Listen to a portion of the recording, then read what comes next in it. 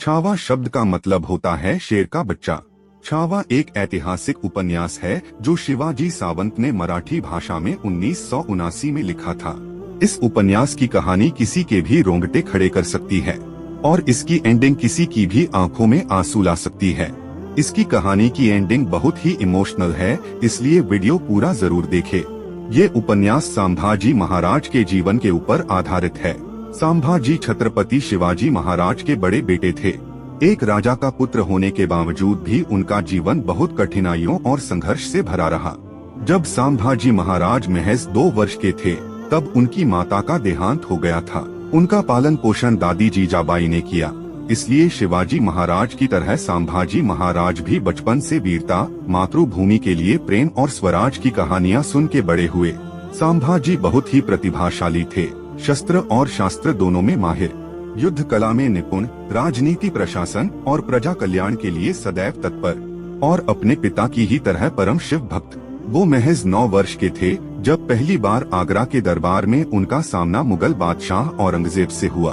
उस दरबार में जहां सभी प्रांतों के राजा और सरदार आंखें नीची किए गर्दन झुकाए खड़े थे, वहीं एक बच्चा सिनाताने औरंगजेब की आंखों में घूर रहा था। वही औरंगजेब जिसने इस गद्दी को पाने के लिए अपने भाइयों और बाप को कैद किया और मौत के घाट उतार दिया। वही औरंगजेब जो कांचीवरम से काबुल तक मुगल शासन फैलाना चाहता था और सबको इस्लाम कबूल कराना चाहता था। इसके लिए उसने साम, दाम, दंड भेद सब इस्तेमाल किया। कभी लोगों को रियासत का लालच देकर, कभी लोगों को सजाए मौत का डर दिखाकर, राजपूतों को आपस में लड़वाकर, शादियां कर राज्य हासिल करके वो अपने मंसूबे में कामयाब होने ही वाला था। पर उसके रास्ते में सबसे बड़ी रुकावट बने दक्कनी मावले मराठे, जिनके सरदार थे शिवाजी महाराज, जो न झुकने को तैयार हुए और न ही टूटने को। उन्होंने स्वराज का सपना देखा और अपना पूरा जीवन उसमें लगा दिया। उसी सपने को आगे बढ़ाया संभाजी महाराज ने। संभाजी महाराज अपने पिता की ही छाया थे, युद्ध कौशल और सैन्य रणनीति में निपुण। एक बड़े राजा की मौत के बाद उसका राज्य अक्सर बिखर जाता है, पर छत्रपति शिवाजी महाराज की मृत्यु के बाद ऐसा नहीं हुआ। संभाजी ने पूरे राज्य को संभाला और उसे आगे बढ़ाया। अपने 9 साल के छोटे से राज्यकाल में उन्होंने मुगलों के खिलाफ अनेकों लड़ाइयाँ लड़ी, कई किले जीते और अपने पूरे जीवन में एक भी लड़ाई नहीं हारे। मुगल बादशाह हिंदुओं से जजिया टैक्स वसूलता था और उन्हें बुरहानपुर और औरंगाबाद के किलों में इकट्ठा करता। मुगल सल्तनत को कमजोर करने के लिए उन्होंने इन किलों पर हमला किया और खजाना लुटकर उस पैसों को जन कल्याण में लगाया। उन्होंने सिर्फ मुगलों से ही नहीं बल्कि यूरोपीय ताकतों से भी लोहा लिया। पुर्तगालियों को अनेक युद्धों में उन्होंने हराया और अपने जीते जी उन्हें भारत में जड़ें मजबूत नहीं करने दी, क्योंकि वो जानते थे कि मुगलों के बाद यूरोपीय ताकतों से ही भारत को अगला खतरा होगा। उन्होंने मराठा सीमा का उत्तर और दक्षिण दोनों दिशाओं में विस्तार किया। औरंगजेब ने अनेकों बार कई मुगल सरदारों को दक्कन की तरफ रवाना किया, पर हर बार उन्हें संभाजी से हार का सामना करना पड़ा। औरंगजेब लगातार मिलती हारों से इतना झल्ला गया था कि उसने अपना मुगल ताज भी उतार के फेंक दिया था। पर फिर कूटनीति और चालाकी का सहारा लेते हुए उसने संभाजी के कुछ विश्वास पात्र लोगों को रियासत और ओहदे का लालच देकर अपनी तरफ कर लिया और उन्होंने संभाजी के खुफिया ठिकानों का पता मुगलों को बता दिया। और एक बार फिर वही हुआ जो इतिहास में अक्सर होता आया है। अपनों के धोखे ने एक अपराजित ताकत को दुश्मनों से हरवा दिया। संभाजी और उनके मुख्य सलाहकार कवि कलश को बंदी बना लिया गया और उन्हें औरंगजेब के सामने पेश किया गया। औरंगजेब ने उनके सामने जिंदा रहने के लिए शर्त रखी कि लुटा हुआ सारा खजाना कहाँ है बता दे और इस्लाम कबूल कर लें तो उनकी जान बख्श दी जाएगी और उन्हें कई रियासतें देकर सरदार बना दिया जाएगा। पर मतवाले मराठाओं ने औरंगजेब की खिल्ली उड़ाते हुए कहा कि ये लालच और डर अपने गुलामों के लिए बचा के रखना। आज तुम्हारा सामना आजाद लोगों से हुआ है, जितनी ताकत हो लगा लो, हमारा जवाब हमेशा ना ही होगा। इसके बाद उन्हें तरह तरह की यातनाएं दी गई। संभाजी महाराज और कवि कलश को ऊंट से उल्टा लटका के पूरे शहर में उनका जुलूस निकाला गया। औरंगजेब ने इससे पहले कई लोगों को मृत्यु दंड दिया था, पर ऐसी सजा उसने पहले कभी किसी को नहीं दी। शायद वो जानता था कि शारीरिक यातना इन लोगों का कुछ नहीं बिगाड़ पाएगी। ये मराठे तो जान कुर्बान करने के लिए हमेशा तैयार रहते हैं। वो उनकी हिम्मत तोड़ना चाहता था, पर मरते दम तक ऐसा न हो सका। संभाजी महाराज को कमजोर करने के लिए उसने हुक्म दिया कि जो भी सजा हो वो पहले इस कवि को दी जाए, फिर सांभा को, ताकि अपने मित्र को कष्ट में देख सांभा महाराज का दिल दुखे।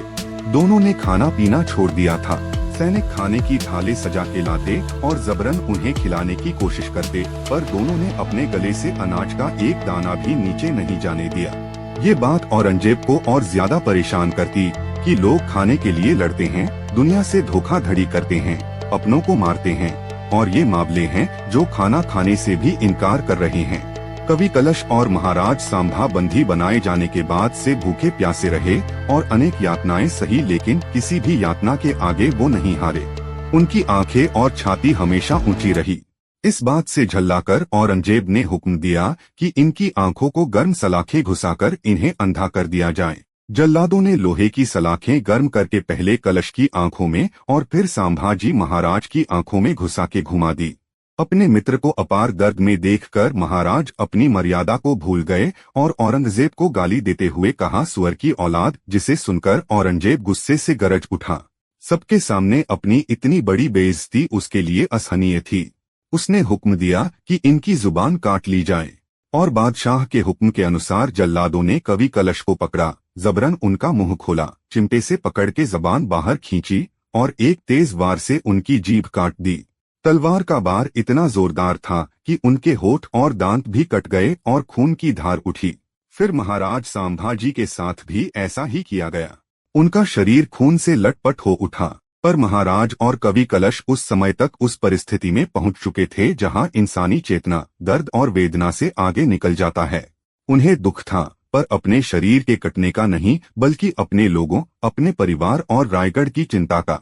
उनके जाने के बाद कौन अब स्वराज और रायगढ़ को संभालेगा? इतनी यातनाएं कम थी कि औरंगजेब के सरदार मुबारक खान ने जल्लादों को हुक्म दिया कि इनकी चमड़ी शरीर से काट ली जाए। जल्लादों ने चाकू से उनके शरीर से खाल, मांस के टुकड़े काट के अलग कर दिए। उनका पूरा शरीर अब लाल हो गया था, जैसे दो सिंदूरी हनुमान की प्रतिमा हो। इसके बाद जल्लादों ने उनके कपड़े फाड़े और नमक का गर्म पानी उनके ऊपर डाला, ताकि उनका दर्द और बढ़ सके। 10 दिन तक इन यातनाओं में कवि कलश ने महाराज का साथ दिया और उसके बाद रात की अंधेरी शांति में वो अपने प्राण छोड़ गए। भले ही महाराज देख नहीं सकते थे, बोल नहीं सकते थे, पर उन्हें इस बात का एहसास हो गया था। कैद के 12वें दिन सांभाजी महाराज को भी कुछ असुविधा हुई। उन्हें समझ नहीं आ रहा था कि उनके साथ क्या हो रहा है। उनके दिमाग में शिवा महाराज, दादी जीजाबाई का चेहरा आ रहा था। शिवा महाराज भी जब बीमार हुए थे, तब बीमारी के 12वें दिन ही उन्होंने भी प्राण त्यागे थे। अब इसे इस्तीफा कहे या कुछ और, महाराज सांभाजी अपने पिता की तरह 12वें दिन जीव आत्म से आत्म रूप में प्रविष्ट हो गए। इस कहानी को पढ़ते हुए और सुनते हुए हम शायद उस पीड़ा और दर्द का अनुभव भी नहीं कर सकते जो उन्होंने स्वराज और भगवे ध्वज के लिए उठाई।